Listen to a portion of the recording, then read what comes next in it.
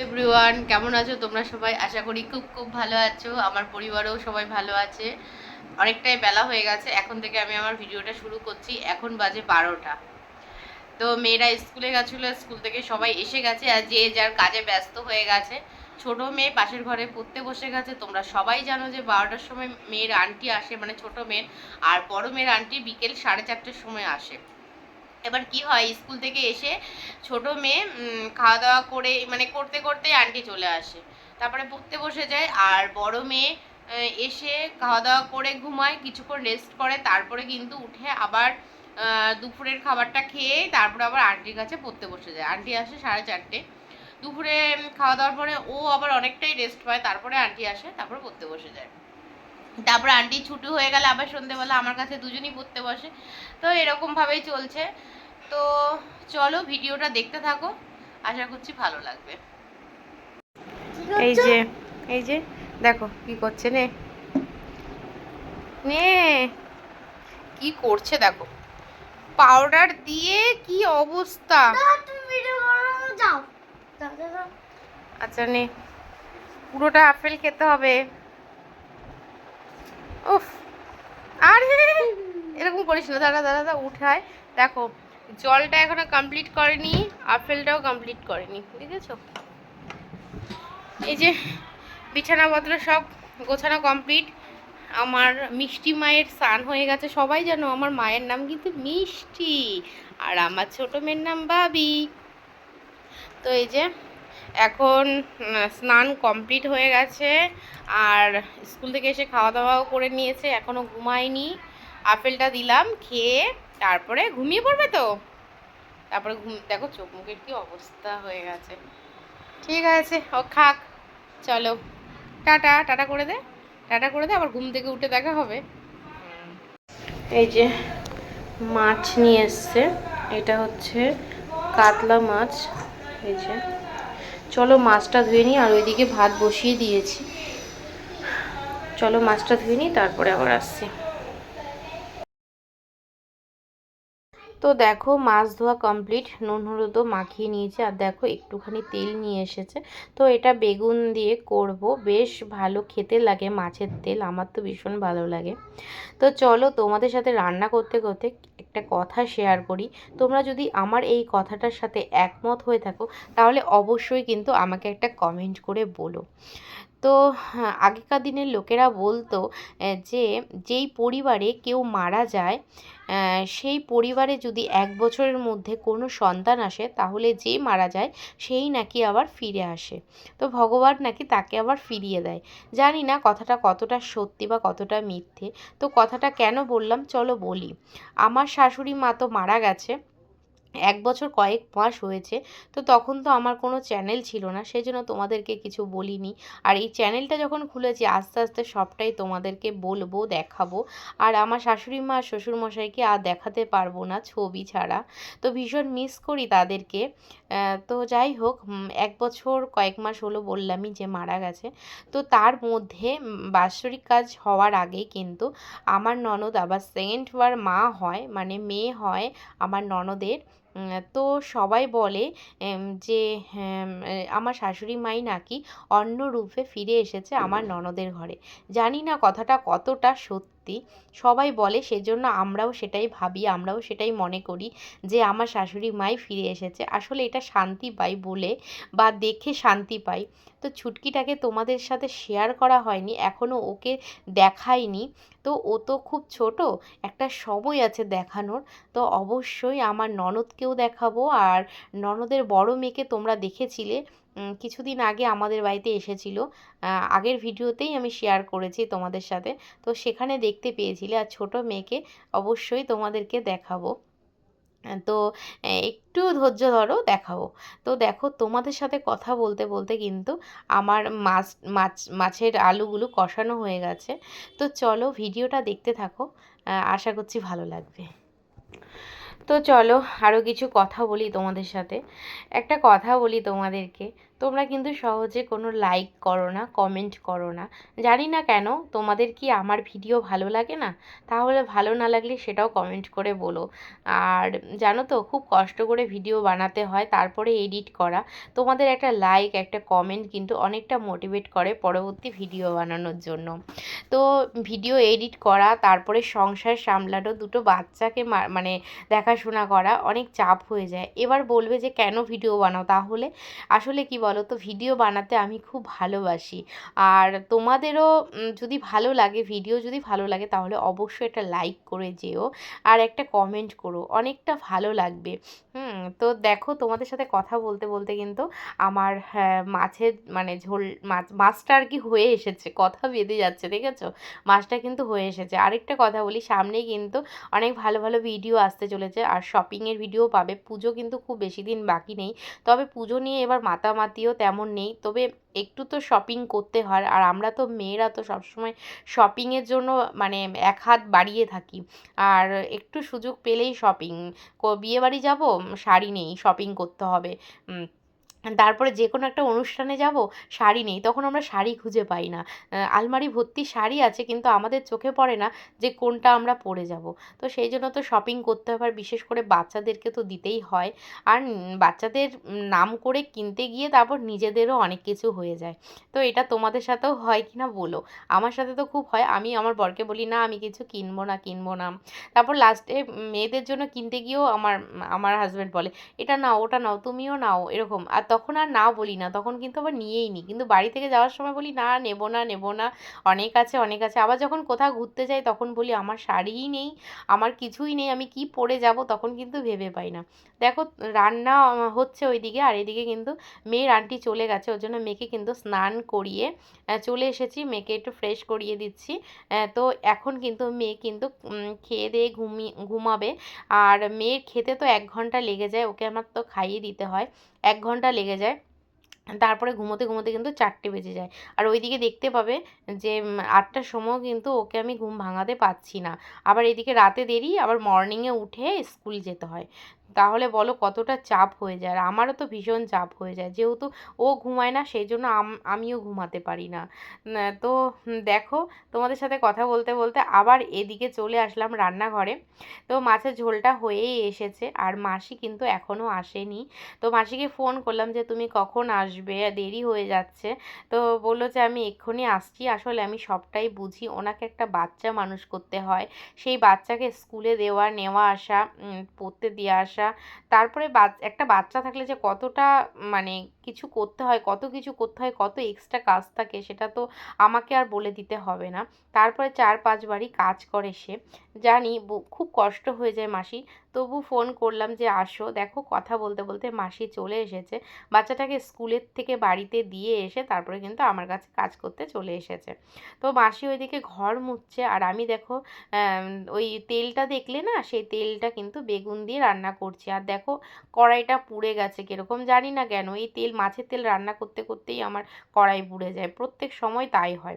দেখো, রান্না করার পরে কি অবস্থা হয়েছে রান্নাঘরে, পুরো তেল ছিটে হয়ে গেছে। আর আমার কিন্তু চিমনি নেই, জানো তো, যে তেল সব অ্যাডজাস্ট করে নেবে। তো চলো, মাসি তোমাদের কিছু কথা বলবে, শুনে নাও।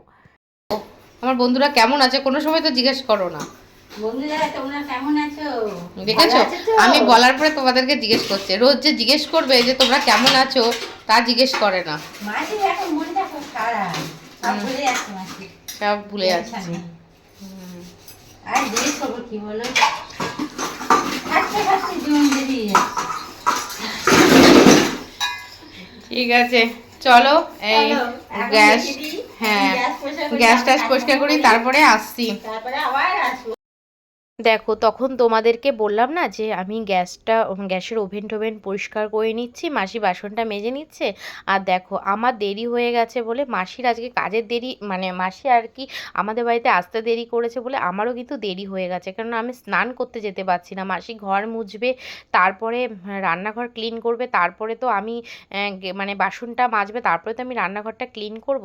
তো আসলে আমি বললামই যে মাসি অনেক বাড়িতে কাজ করে জন্য কিন্তু মাসির মানে সময় হয়ে ওঠে না, আসতে পারে না। তো আমিও মেনে নিই যে যখন ঠিক আছে, যখন টাইম পাই তখনই চলে আসে। কোনো দিন ১টা, কোনো দিন ১:৩০, আবার কোনো দিন ২টোও বেজে যায়। তখন কিন্তু আমারও কাজের দেরি হয়ে যায়। আর দেখো বাইরের ওয়েদারটা মেঘলা মেঘলা হয়ে আসলো। এখনও কিন্তু আমি কিন্তু আলমারির শাড়ি এখনও রোদে দিতে পারিনি। কবে দেবো জানি না। তো মাসি বলল যে, "তুমি যাও স্নান করে নাও, আমি রান্নাঘরটা পরিষ্কার করে দিচ্ছি।" আসলে কি বলো তো, ওনার ওপরে সব কিছু ফেলে রাখবো তাহলে তো সবটাই দেরি হয়ে যাবে, আর ওনারও অনেক চাপ হয়ে যাবে। সেজন্য কিন্তু আমি অনেকটাই কিছু করে নিই, অনেকটাই আগিয়ে নিই, যাতে উনি এসে হয়তো ঘরটা মুছে নিল, আমি কিন্তু ঘরটা ঝাড় দিয়েও রেখে দিই। আবার এদিকে বাসন যদি থাকে, ওনার যদি দেরি হয়ে যায় তাহলে কিন্তু আমি বাসনও মেজে নিই। তো সেরকমভাবেই চলি, যাতে ওনারও যাতে অসুবিধা না হয়, উনি যাতে। আমাদের কিন্তু লাঞ্চ কমপ্লিট হয়ে গেছে। তো এখন বসে তোমাদের সাথে কথা বলছি, আর আমার বর কেটেছে অনেক লেবু, বলছে আমাকে নাকি খেতে হবে, যেহেতু আমি আজকে ব্রেকফাস্টে স্কিপ করে গেছিলাম ফলটা। আমার বর আমাকে কত যত্ন করে, এই দেখো ১ গামলা লেবু কেটে দিয়েছে। আসলে সকালবেলা আজকে লেবু খাইনি, লেবু কেন কোনো ফলই খাইনি, খেতে ইচ্ছে করছিল না, জানো তো। আর দেখো, ছাড়বি তো, দেখো ১ গামলা লেবু কেটে দিয়েছে, নাকি এগুলো এখন খেতে হবে আমাকে। তাহলে দেখো, এমনিতেই কত মোটা, আরো মোটা হয়ে যাবো দিন দিন। আর বলে ফল খেলে মোটা হয় না, ফল খেলে হচ্ছে শরীরটা ভালো থাকে, সেই কারণেই ফল খাওয়া। আর দেখো, ওকে দেখো, ও ঘুম থেকে উঠলো, ওর খাওয়া দাওয়া হয়ে গেছে, এখন ওর বাবা ফল কাটছে আমার জন্য, আর ও হচ্ছে আবার খাচ্ছে। খাচ্ছিস কেন আবার? একবার তো খেয়েছিলিস, দেখেছো? তারপরে একটুখানি এবার ঘুম দেবো, তারপরে ঘুম থেকে উঠে আবার বিকেলবেলা তোমাদের সাথে কথা বলবো। গুড ইভিনিং ফ্রেন্ডস, কি করছো তোমরা সবাই? চা, তারপর টিফিন হলো তোমাদের? কটা বাজে বলো তো? 7:30 বাজে। তো ঘুম থেকে উঠলাম, আর চোখ মুখ দেখে বুঝতেই পারছো পুরো চোখ ফুলে গেছে। দারুণ একটা ঘুম দিয়েছি, ঘুম থেকে উঠেছি। আর আমি যদি দুপুরবেলা না ঘুমাই, আমার মাথা ধরে যাবে, মাথা যন্ত্রণা করবে, অনেক প্রবলেম হয়। দুপুরবেলা ঘুমাতে হয়, আর একটা টাইমের মধ্যে তো আমাকে উঠে যেতেই হবে। হাজার চেষ্টা করলেও, হাজার ইচ্ছে করলেও আমি ঘুমাতে পারবো না, কেননা আমার মেয়েদেরকে পড়তে বসাতে হবে, সেই কারণে। আর এমন একটা দিন যায় না যে আমি আমার মেয়েদের পড়তে বসাই না, মেয়েদেরকে আমাকে পড়তে বসাতেই হবে। না হলে যে সারা বিকেলটাই আমি মানে বিকেল বলছি কেন, সারা রাতটাই আমি আর ঘুমোতে পারবো না, অস্বস্তির মধ্যে পড়বো। যেমন খাওয়া দাওয়াটা রুটিনের মধ্যে থাকে, যেমন না খেয়ে থাকতে পারছি না, দাঁড়া দেখিয়ে দিচ্ছি, যেমন না খেয়ে থাকতে মানে পারি না আমরা, তেমনই আমাদের যেই কাজটা রোজ মানে দরকার সেটা আমাদেরকে করে যেতেই হবে। আমি আমার মেয়েদেরকে এটাই শেখাই যে তুমি যেমন খাচ্ছ তেমন কিন্তু তোমার ভালো না লাগলেও একটা দিন, অনেক সময় খেতেও ভালো লাগে না, যে না আজকে খেতে ইচ্ছে করছে না, তবুও তো শরীরের জন্য খেতে হবে। তেমনই পড়াশোনাটাও ইচ্ছে না করলেও পড়ে যেতেই হবে, করতেই হবে। যখন আমরা বাইরে বেরোই তার 1 ঘন্টা পরও বা আধ ঘন্টা পরও তার আগে পড়তে বসতেই হবে, ব্যাস এটাই হলো আমার কথা। নাহলে যে আমি সারা রাত অস্বস্তিতে পড়বো। হ্যাঁ, তবে স্কুল কামাই হয়, এদিক সেদিক ঘুরতে গেলে অনেক রাত হয়ে যায় আমাদের, তখন তো স্কুল কামাই হয়, কিন্তু ইচ্ছাকৃতভাবে নয়, তবুও চেষ্টা করি। তো এই তো। তো চলো, আমার মেয়ে অঙ্ক পাচ্ছে না, সেটা আবার বলছে দেখিয়ে দিতে, হেল্প করতে হবে, চলো। এই যে বসেছে অঙ্ক করতে, ঠিক আছে পড়াশোনা করুক। আর আগে যে টুলটাতে বসতো সেটা তো পুরো ভেঙে গেছে, 2 বোন মানে মারামারি করে ভেঙেছে। তারপরে ওর জন্মদিনের গিফট ছিল এটা, সেটা বার করা হয়েছে। এই যে এখন এই লুডুর চক্কার মতন স্ট্যান্ড, এটাতে এখন পড়াশোনা করছে। ও এটার সাথে আবার এই যে এরকম গুটিও আছে, ঠিক আছে। আর দেখো এখনো সেই কালিটা উঠছে না, দেখেছো? সেই ভোটের কালি, ধুৎ ভালো লাগে না। ঠিক আছে চলো, এখন বাজে 8টা, আর মিষ্টি তো পড়তে বসে গেছে, আর এই যে আমার সোনা মা এখনো পড়তে বসতে পারলো না, কেন? ঘুমিয়েছিল। আর দেখো এখনো ঘুম কাটেনি, তোমার ঘুম কাটেনি না? তাহলে পড়তে বসবে কখন? আবার রাতে ডিনার করে ঘুমোবে কখন? হুম, রাতে তো অনেক দেরি হয়ে যাবে। ওঠো ওঠো ওঠো, আন্টির হোমওয়ার্কগুলো করতে হবে। আসলে ওর লেট হয়ে যায়, আন্টি তো যায় 2টো বাজে, তখন দুপুরবেলায় আন্টি দুটোর সময় চলে যায়, তারপরে খেয়ে ঘুমোতে ঘুমোতে 3টে বেজে যায়, আর ঘুম থেকে উঠতে চায় না।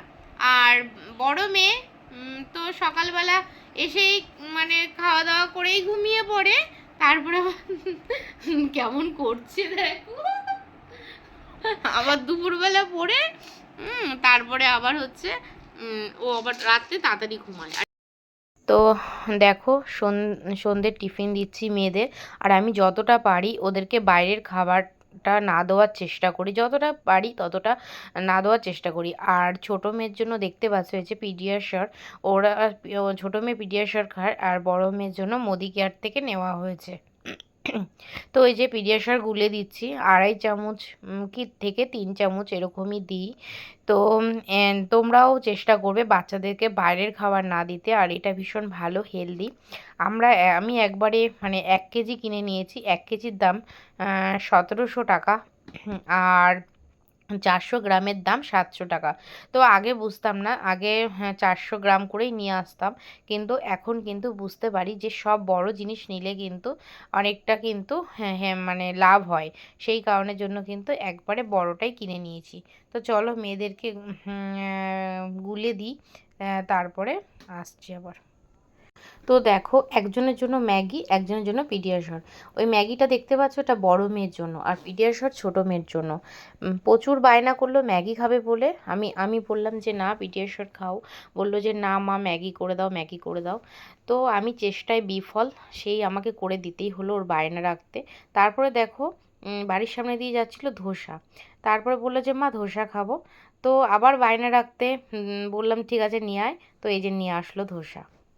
তো চলো আজকের ভিডিওটা এই পর্যন্ত। যদি ভিডিওর কোনো কিছু ভালো লেগে থাকে তাহলে অবশ্যই একটা লাইক কমেন্ট শেয়ার সাবস্ক্রাইব করে দিও। সবাই ভালো থেকো, সুস্থ থেকো, দেখা হচ্ছে নেক্সট ভিডিওতে। টাটা।